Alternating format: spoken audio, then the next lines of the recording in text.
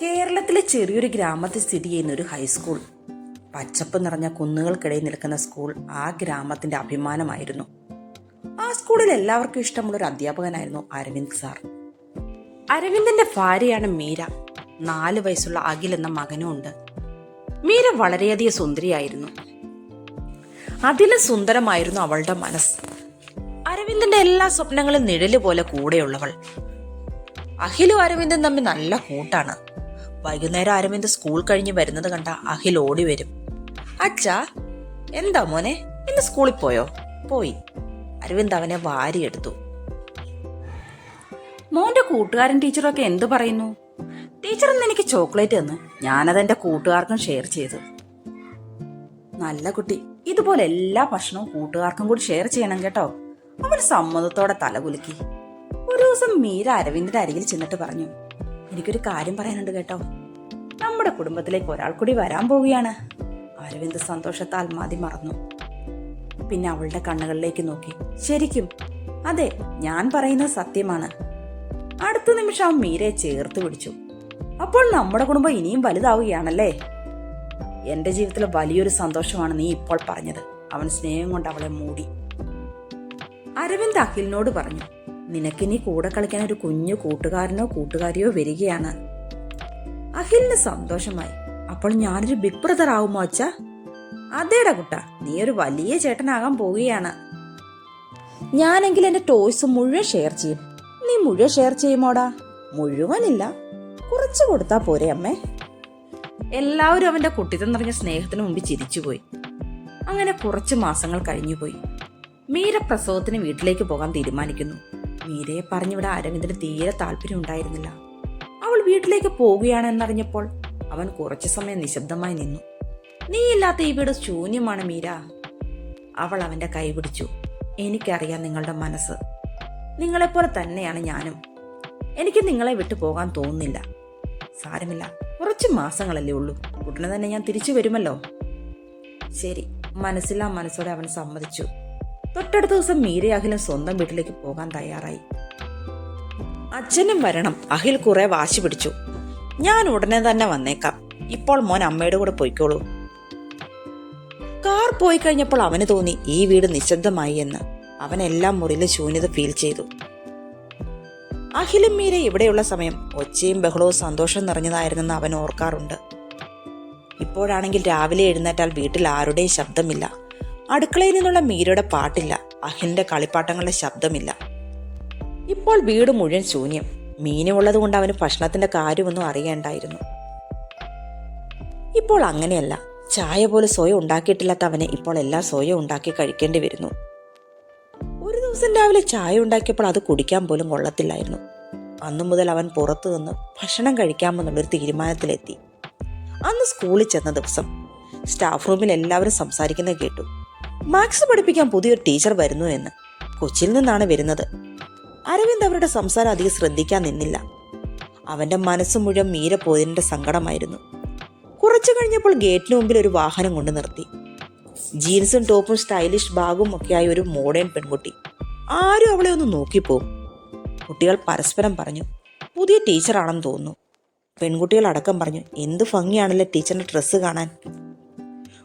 ഓഫീസിൽ ചെന്ന് ജോയിൻ ചെയ്തതിനു ശേഷം അവൾ നേരെ സ്റ്റാഫ് റൂമിലേക്ക് വന്നു. ഞാൻ ഇവിടുത്തെ പുതിയ മാത്സ് ടീച്ചറാണ്. പേര് നിവേദിത. കൊച്ചിയിൽ നിന്നാണ് വരുന്നത്.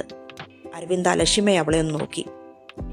2 ദിവസത്തിന് ശേഷം അരവിന്ദ് സ്റ്റാഫ് റൂമിൽ ഇരിക്കുന്ന സമയം നിവേദിത അവിടേക്ക് എത്തി. ഇവിടുത്തെ കുട്ടികളെല്ലാം പറയുന്നു സാർ അവരുടെ എല്ലാം ഹീറോ ആണെന്ന്. ഏയ്, അങ്ങനെയൊന്നുമില്ല. അവരെന്നെ സ്നേഹിക്കുന്നു, ഞാൻ അവരെ തിരിച്ച് സ്നേഹിക്കുന്നു, അത്രയേ ഉള്ളൂ. അന്ന് ഉച്ചയ്ക്ക് സ്റ്റാഫ് റൂമിൽ വെച്ച് കണ്ടപ്പോഴും അവർ കുറച്ചു നേരം സംസാരിച്ചു. ഗ്രാമീണ ജീവിതം നല്ല രസമുണ്ടല്ലേ? അതെ, എനിക്കും അങ്ങനെ തോന്നാറുണ്ട്. നഗരത്തെക്കാൾ വളരെ സ്ലോ ലൈഫ്. എനിക്ക് സിറ്റി ലൈഫാണ് പതിവ്. പക്ഷെ ഇവിടുത്തെ ഒരു പ്രത്യേക സൗന്ദര്യമുണ്ട്. ഇവിടെ എല്ലാവരും വളരെ സിമ്പിളാണ്. അതാണ് ഈ ഗ്രാമത്തിന്റെ സൗന്ദര്യം, അവൻ പറഞ്ഞു. നിങ്ങൾ സംസാരിക്കുന്ന കേൾക്കാൻ നല്ല രസമുണ്ട്. ഒരു ചെറു പുഞ്ചിരിയോടെ അവൻ അവളുടെ മുഖത്തേക്ക് നോക്കി. അടുത്തടുത്ത ദിവസങ്ങളിൽ അരവിന്ദൻ നിവേദിതം പരസ്പരം സംസാരിക്കാൻ തുടങ്ങി. ഒരു വൈകുന്നേരം സ്കൂൾ മുറ്റത്തോട് ഇരുവരും സംസാരിച്ചുകൊണ്ട് നടക്കുകയായിരുന്നു. സാർ, നിങ്ങളുടെ ഫാമിലി എവിടെയാണ്? എന്റെ ഭാര്യ ഡെലിവറിക്കായി വീട്ടിൽ പോയിരിക്കുകയാണ്. ഓഹോ, അപ്പോൾ സാർ ഒറ്റയ്ക്കായിരിക്കും അല്ലേ? അതെ. ഒറ്റയ്ക്കായാൽ ബോറടിക്കില്ലേ? തീർച്ചയായും പലപ്പോഴും ബോറടിയാണ്. എന്നാൽ പിന്നെ നമ്മൾക്ക് ഫ്രണ്ട്സ് ആകാം. അവൾ കൈനീട്ടി. ഡീൽ. അരവിന്ദ് ചിരിച്ചു. ഡീൽ. പിന്നീടുള്ള ദിവസങ്ങളിൽ അവർ കൂടുതൽ സമയം ഒരുമിച്ച് ചെലവഴിക്കാൻ തുടങ്ങി. വൈകുന്നേരങ്ങളിൽ സ്കൂൾ കഴിഞ്ഞ് അവർ സ്റ്റാഫ് റൂമിൽ ഇരുന്ന് സംസാരിക്കും. നിവേദിതയുടെ സിറ്റി ലൈഫിനെ കുറിച്ച് പറയും. രാത്രിയിൽ ഞാൻ ഫ്രണ്ട്സിനൊപ്പം ഔട്ടിങ്ങിന് പോകും. ഇവിടെയാണെങ്കിൽ 8 മണിയാവുമ്പോഴേക്ക് ഈ ഗ്രാമം ഉറങ്ങാൻ തുടങ്ങും. വല്ലാത്തൊരു ബോറടിയാണ്. അരവിന്ദ് ചിരിയോടെ പറഞ്ഞു. നമ്മുടെ ഗ്രാമം സ്ലോ ആയിട്ടാണ് എൻജോയ് ചെയ്യുന്നത്. ഗ്രാമത്തിലുള്ളവരെല്ലാം ഇവർ തമ്മിലുള്ള അടുപ്പ് ശ്രദ്ധിക്കുന്നുണ്ടായിരുന്നു. എപ്പോൾ നോക്കിയാലും രണ്ടുപേരും ഒരുമിച്ചായിരുന്നു. അതുതന്നെയായിരുന്നു ഒരു പ്രധാന കാരണം. ഗ്രാമത്തിലുള്ളവർ പരസ്പരം അടക്കം പറയാൻ തുടങ്ങി. എന്തോ ഉണ്ട്, രണ്ടുപേരും എപ്പോഴും ഒരുമിച്ചാണല്ലോ. ഇതിനോടൊക്കെ സ്കൂളിലും അധ്യാപകർ തമ്മിൽ ചർച്ച ചെയ്യാൻ തുടങ്ങിയിരുന്നു. മറ്റുള്ളവർ ശ്രദ്ധിക്കുന്നൊന്നും നിവേദിതയും അരവിന്ദും മൈൻഡ് ചെയ്തിരുന്നില്ല. ഒരു ദിവസം സ്റ്റാഫ് റൂമിൽ വെച്ചൊരു അധ്യാപകൻ അരവിന്ദിനോട് പറഞ്ഞു, മറ്റുള്ളവർ പരസ്പരം സംസാരിക്കാൻ തുടങ്ങിയിരിക്കുന്നു. സാർ ഒരു ഡിസ്റ്റൻസ് ഇടുന്നത് നല്ലതായിരിക്കും. അരവിന്ദ് അല്പ അസ്വസ്ഥതയോടെ പറഞ്ഞു. അവൾ എൻ്റെ കൊളീഗാണ്, ജസ്റ്റ് ഒരു ഫ്രണ്ട് മാത്രം. ഞാൻ പറഞ്ഞു എന്നേ ഉള്ളൂ. സാർ ഒന്ന് ശ്രദ്ധിച്ചാൽ നല്ലതായിരിക്കും. ആ വാക്കുകൾ അരവിന്ദിൽ അസ്വസ്ഥതയുണ്ടാക്കി. അന്ന് രാത്രി മീരയുടെ ഫോൺ വന്നപ്പോൾ അവൾ ചോദിച്ചു, അരവിന്ദേട്ടൻ എന്നെ ഇന്ന് വിളിച്ചില്ലല്ലോ. ഇന്ന് സ്കൂളിൽ തിരക്കായിരുന്നോ? ഇന്ന് വർക്ക് ലോഡ് കൂടുതലായിരുന്നോ? അഖിൽ പറഞ്ഞു അച്ഛൻ വിളിച്ചില്ലല്ലോ എന്ന്. അവൾ നിർത്താതെ പറഞ്ഞുകൊണ്ടേയിരുന്നു. എനിക്ക് തിരക്കാണ്, അതാണ് ഇന്ന് വിളിക്കാതിരുന്നത്. അല്ല, അരവിന്ദേട്ടൻ എന്തൊക്കെയോ ഒരു മാറ്റം എനിക്ക് ഫീൽ ചെയ്യുന്നു. എന്നോട് എന്തെങ്കിലും ഒളിച്ചു വെച്ചിട്ടുണ്ടോ? അല്ലെങ്കിൽ മറ്റെന്തെങ്കിലും വിഷമമുണ്ടോ? എന്താണെങ്കിലും എന്നോട് പറയണം. എൻ്റെ മനസ്സാകെ കലങ്ങി മറിഞ്ഞിരിക്കുകയാണ്. ഇല്ല മീര, പ്രത്യേകിച്ചൊന്നുമില്ല. എനിക്കൊരു മാറ്റവുമില്ല. അങ്ങനെ പറയുമ്പോഴേക്കും അവൻ പതിയെ പതിയെ മാറി തുടങ്ങിയിരുന്നു. നിവേദിത സ്കൂളിൽ ജോയിൻ ചെയ്തതിന് ശേഷം ദിവസങ്ങൾ വേഗത്തിൽ കടന്നുപോയി. ആദ്യമൊക്കെ സാധാരണ നിലയിൽ തുടങ്ങിയ സൗഹൃദമായിരുന്നു.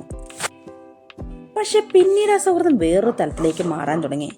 അന്ന് വൈകുന്നേരം സ്കൂൾ കഴിഞ്ഞതിന് ശേഷം അവൾ ചോദിച്ചു, സാർ നേരെ വീട്ടിലേക്ക് പോവുകയാണോ? അതെ, മറ്റൊന്നും ചെയ്യാനില്ല. എന്നാൽ പിന്നെ നമുക്ക് പുറത്തുപോയി ഒരു കോഫി കുടിച്ചാലോ? അത് വേണോ? ഈ ഗ്രാമത്തിലുള്ളവർ കണ്ട പ്രശ്നമല്ലേ? എന്ത് പ്രശ്നം? ഒരു കോഫി കുടിക്കുന്നത് അത്ര തെറ്റാണെന്ന് എനിക്ക് തോന്നുന്നില്ല. ആരും ഒന്നും പറയില്ല. സാർ ധൈര്യമായിട്ട് എൻ്റെ കൂടെ പോരെ. ഗ്രാമത്തിലെ ചെറിയ ചായക്കടയിൽ അവർ പോയി. നിങ്ങളൊരു സീരിയസ് ആയ ആളാണ്. ഇതൊക്കെ അങ്ങനെ തോന്നുന്നുണ്ടോ? അതെ, നിങ്ങൾക്ക് ജീവിതം എൻജോയ് ചെയ്യാൻ അറിയില്ല. എനിക്ക് എൻ്റെ കുടുംബമാണ് സന്തോഷം, അരവിന്ദ് പറഞ്ഞു. അതിന് കുടുംബം ഇപ്പോൾ കൂടെയില്ലല്ലോ. ഇപ്പോൾ നിങ്ങൾ ഒറ്റയ്ക്കല്ലേ? എങ്കിൽ പിന്നെ എൻജോയ് ചെയ്തുകൂടെ? അവൾ പറഞ്ഞ ആ വാക്കുകൾ അവൻ്റെ മനസ്സിലൊന്ന് തട്ടി. പിന്നെയുള്ള ദിവസങ്ങളെല്ലാം അവർ കൂടുതൽ സമയം ഒരുമിച്ച് ചെലവഴിക്കാൻ തുടങ്ങി. വൈകുന്നേരം ഒരുമിച്ചുള്ള നടത്തം, ഒരുമിച്ച് പുറത്തു പോവുക. അവൾ സംസാരിക്കുന്ന കേൾക്കാൻ അരവിന്ദിന് ഒരുപാട് ഇഷ്ടമായിരുന്നു. അവൾ കുറേ കഥകൾ പറയും. എൻ്റെ കോളേജ് ലൈഫ് ഫണ്ണായിരുന്നു. ഞങ്ങൾ ഫ്രണ്ട്സ് എല്ലാവരും ഒരുമിച്ച് ട്രിപ്പ് പോവും, നൈറ്റ് പാർട്ടിക്ക് പോവും. അവൾ സംസാരിക്കുമ്പോൾ എല്ലാം അവൻ അവളുടെ മുഖത്തേക്ക് നോക്കിയിരിക്കും. നിവേദിതയുടെ സംസാരത്തിൽ എല്ലാം ഒരു ആകർഷണം ഉണ്ടായിരുന്നു. ഗ്രാമത്തിലുള്ള കൂടുതൽ ആളുകൾ വീണ്ടും വീണ്ടും ഇവരെ പറ്റി സംസാരിക്കാൻ തുടങ്ങി. ഈ വാർത്ത പതിയെ പതിയെ എല്ലായിടത്തും എത്തി. രാത്രി വീണ്ടും മീരയുടെ കോൾ വന്നു. അരവിന്ദേട്ടൻ തിരക്കിലാണോ? അല്ല, നിങ്ങളിപ്പോൾ പഴയതുപോലെ ഒന്നും സംസാരിക്കുന്നില്ല. അയാൾ ഒരു മറുപടിയും പറഞ്ഞില്ല. ഇന്ന് അഖിൽ സ്കൂളിൽ വെച്ചൊരു പടം വരച്ചു. അച്ഛനും അമ്മയും കുഞ്ഞും കൂടിയുള്ളൊരു പടം. ഇത് കേട്ടിട്ടും അരവിന്ദ് ഒന്നും മിണ്ടാതെ നിന്നു. നിങ്ങൾക്ക് എന്തെങ്കിലും പ്രശ്നമുണ്ടോ? ഇല്ല. അവളുടെ ഉള്ളിൽ ചെറിയൊരു സംശയം തുടങ്ങിയിരുന്നു. അരവിന്ദന്റെ സ്വഭാവത്തിലും ചെറിയ ചെറിയ മാറ്റങ്ങളൊക്കെ കാണാൻ തുടങ്ങി. മീര വിളിക്കുമ്പോഴൊക്കെ പലപ്പോഴും ഫോൺ എടുക്കാറില്ല. അഖിലിന്റെ ശബ്ദം കേട്ടാലും മുൻപത്തെ പോലെ സന്തോഷമില്ല. അവന്റെ മനസ്സ് മറ്റെവിടെയോ ആയിരുന്നു. ഒരു ദിവസം സ്കൂളിലെ മുതിർന്ന അധ്യാപകൻ വിളിച്ചിട്ട് പറഞ്ഞു, അരവിന്ദ് സാർ, ഞാൻ ഒരിക്കൽ കൂടെ പറയുന്നു, ഈ ബന്ധം നല്ലതല്ല. അരവിന്ദ് അസഹിഷ്ണുതയോടെ പറഞ്ഞു, സാർ, അവൾ എൻ്റെ ഫ്രണ്ടാണ്. പക്ഷെ മറ്റുള്ളവർ നിങ്ങളെ ഫ്രണ്ട്സായി കാണുന്നില്ല. അരവിന്ദ് മിണ്ടാതെ നിന്നു. ഒരു വൈകുന്നേരം നിവേദിത പറഞ്ഞു, അരവിന്ദ്, എനിക്കിവിടെ ഇഷ്ടമല്ല. നിങ്ങളെ കൂട്ടുകിട്ടിയത് കൊണ്ട് മാത്രമാണ് ഞാനിവിടെ നിൽക്കുന്നത്. അല്ലെങ്കിൽ എനിക്ക് എൻ്റെ സിറ്റി ലൈഫായിരുന്നു ഇഷ്ടം. നിങ്ങളുള്ളത് കൊണ്ട് മാത്രം ഞാനിവിടെ സന്തോഷവതിയായി നിൽക്കുന്നു. അവനും മനസ്സിലായി അവൾക്ക് അവനോടുള്ള സ്നേഹം ഏത് തരത്തിലുള്ളതാണെന്ന്. നിവേദിത പറഞ്ഞ വാക്കുകൾ അവൻ്റെ മനസ്സിൽ നിന്നും പോകുന്നില്ലായിരുന്നു. നിങ്ങൾ കാരണം ഞാനിവിടെ സന്തോഷവതിയാണ്. രാത്രിയിൽ അവൻ ഉറങ്ങാൻ സാധിച്ചിരുന്നില്ല. മീരയുടെ ചിരി, അഖിലിന്റെ ശബ്ദം എല്ലാം അവൻ്റെ മനസ്സിലേക്ക് ഓടി വന്നു. പക്ഷേ അതിനിടെ നിവേദിതയുടെ മുഖവും കടന്നു വന്നു. ഇത് വെറും സൗഹൃദം മാത്രമാണ്. അങ്ങനെ ചിന്തിക്കുമ്പോഴും അവന്റെ ഹൃദയം മറ്റൊന്നായിരുന്നു പ്രവർത്തിച്ചിരുന്നത്. സ്കൂളിലുള്ളവരൊക്കെ അടക്കം പറയാൻ തുടങ്ങി. ഇപ്പോൾ അരവിന്ദ് വീട്ടിലേക്ക് പോകുന്നത് വളരെ വൈകിയാണ്. അത് നിവേദിത ടീച്ചർ കാരണമാണല്ലോ. പുതിയ പോക്ക് കണ്ടിട്ട് നല്ല രീതിയിൽ അവസാനിക്കുമെന്ന് തോന്നുന്നില്ല, പല ടീച്ചർമാരും പറഞ്ഞു. രാത്രി മീര അരവിന്ദനെ ഫോൺ ചെയ്തിട്ട് പറഞ്ഞു, എനിക്ക് നിങ്ങളോടൊരു കാര്യം ചോദിക്കാനുണ്ട്. എന്ത് കാര്യം? നിങ്ങൾക്ക് അവിടെ ആരെങ്കിലുമായിട്ട് മറ്റെന്തെങ്കിലും തരത്തിലുള്ള റിലേഷൻ ഉണ്ടോ? എന്താണ് നീ അങ്ങനെ ചോദിക്കാൻ കാരണം? ഉണ്ടോ ഇല്ലയോ അതാണ് എനിക്കറിയേണ്ടത്. നിന്നോട് ആര് പറഞ്ഞു ഇങ്ങനെ ഇല്ലാത്ത കഥകൾ?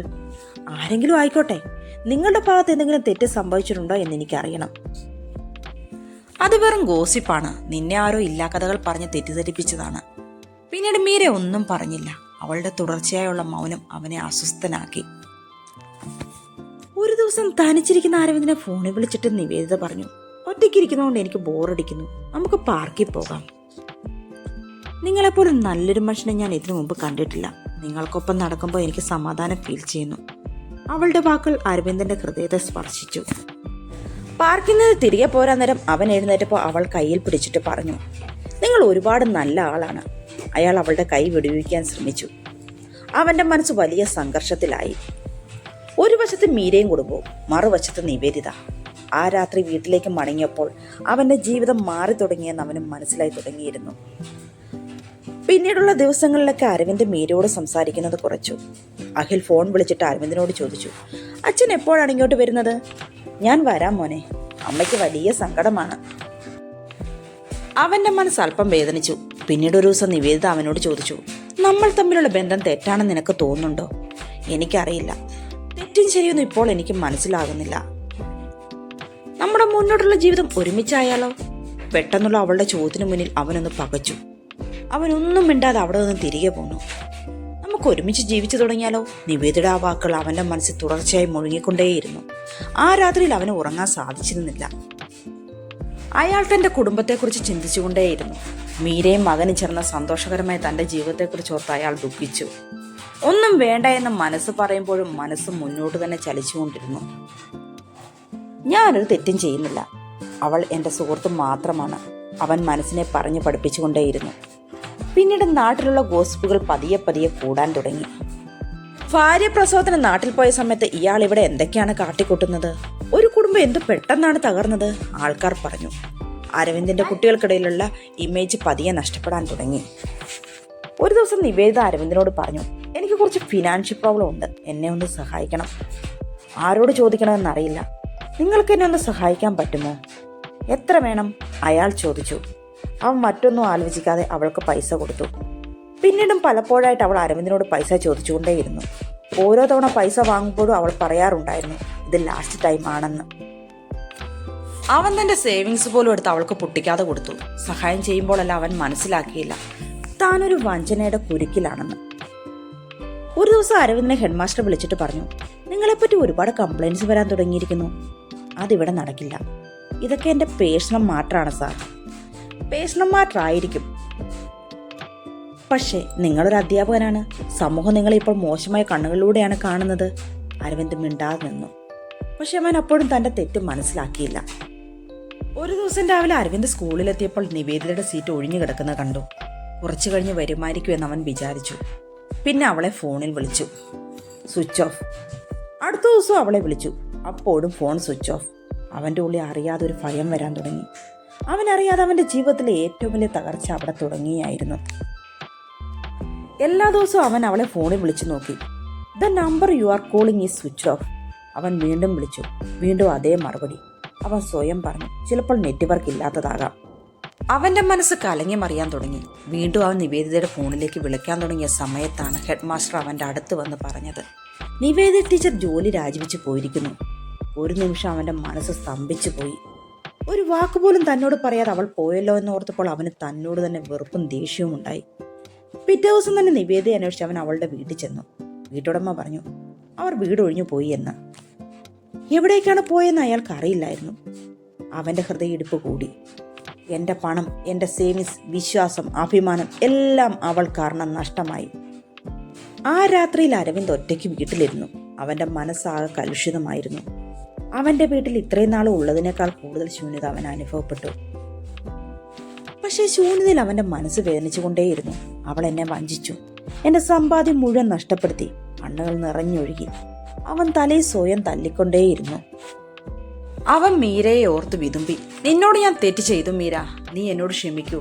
അവൻ സ്വയം പുലമ്പിക്കൊണ്ടേയിരുന്നു. മുഖം പൊത്തി അവൻ പൊട്ടിക്കരഞ്ഞു. ഇന്നുവരെ മദ്യം കഴിക്കാത്ത അവൻ ആദ്യമായി മദ്യം കഴിച്ചു. പിന്നീട് അത് സ്ഥിരമായി. സ്കൂളിൽ പോകാൻ പോലും താല്പര്യമില്ലായിരുന്നു. പലപ്പോഴും വൈകിയായിരുന്നു സ്കൂളിലേക്ക് ചെന്നിരുന്നത്. ഹെഡ് മാസ്റ്റർ അവനെ വിളിച്ചിട്ട് പറഞ്ഞു, നിങ്ങൾ ഒരുപാട് മാറിപ്പോയിരിക്കുന്നു. മുമ്പ് ഈ സ്കൂളിലെ മികച്ച അധ്യാപകനായിരുന്നു നിങ്ങൾ. ഇങ്ങനെ തുടർന്നാൽ ഞങ്ങൾക്ക് നടപടിയെടുക്കേണ്ടി വരും. സ്കൂളിൽ നിന്നുണ്ടായ അപമാനവും സങ്കടവും അരവിന്ദന് താങ്ങാൻ കഴിഞ്ഞില്ല. താൻ എത്രമാത്രം വലിയ തെറ്റുകളാണ് ചെയ്തു കൂട്ടിക്കൊണ്ടിരുന്നതെന്നോർത്ത് അയാൾ വിഷമിച്ചു. മീരയെ വിളിച്ച് തെറ്റുകൾ ഏറ്റുപറയണമെന്ന് അയാൾക്ക് തോന്നി. അവൻ ഫോൺ എടുത്ത് മീരയുടെ നമ്പർ ഡയൽ ചെയ്തു.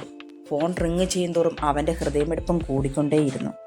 അവന്റെ ജീവിതത്തിലെ അവസാനത്തെ പ്രതീക്ഷ ആ കോളിലായിരുന്നു.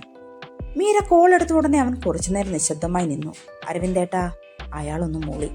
പിന്നീട് പൊട്ടിക്കരഞ്ഞ് അവളോട് പറഞ്ഞു, ഞാൻ നിന്നോട് തെറ്റ് ചെയ്തു മീര. നമ്മുടെ മക്കളോട് ഞാൻ തെറ്റ് ചെയ്തു. അവൾക്കെല്ലാം അറിയാമായിരുന്നു. അവൾ അവനെ കുറ്റപ്പെടുത്തിയില്ല. കുറ്റപ്പെടുത്തിയ അവൻ വീണ്ടും നശിച്ചു പോകും അവൾക്ക് തോന്നി. ഞാൻ നിന്നെയും അഖിലിനെയും കാണാൻ വന്നോട്ടെ. അവൾ ഒന്നും മിണ്ടിയില്ല. ആ മൗനം അവൻ സമ്മതമായി കരുതി. അവൻ നേരെ അവളുടെ വീട്ടിലേക്ക് ചെന്നു. വീട് അടച്ചിട്ടിരിക്കുന്നത് കണ്ട് അടുത്തുള്ളവരോട് അന്വേഷിച്ചു എവിടെ പോയെന്ന്.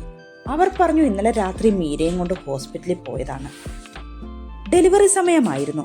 പെയിൻ തുടങ്ങിയപ്പോൾ ഹോസ്പിറ്റലിൽ പോയി. നേരെ ഹോസ്പിറ്റലിലേക്ക് അവൻ ഓടി. റിസപ്ഷനിൽ അന്വേഷിച്ചപ്പോൾ റൂം നമ്പർ 12 എന്ന് പറഞ്ഞു കൊടുത്തു.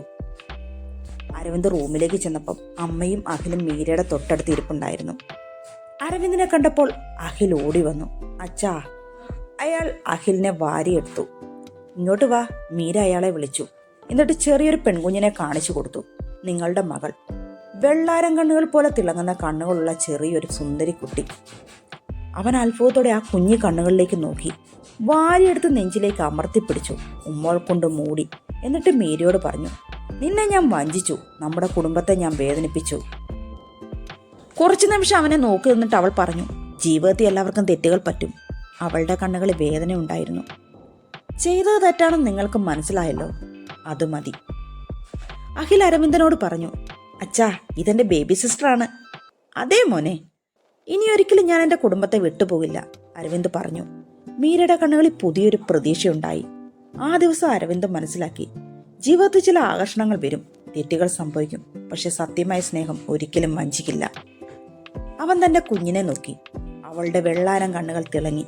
അതവന്റെ ജീവിതത്തിലെ പുതിയ പ്രകാശമായിരുന്നു.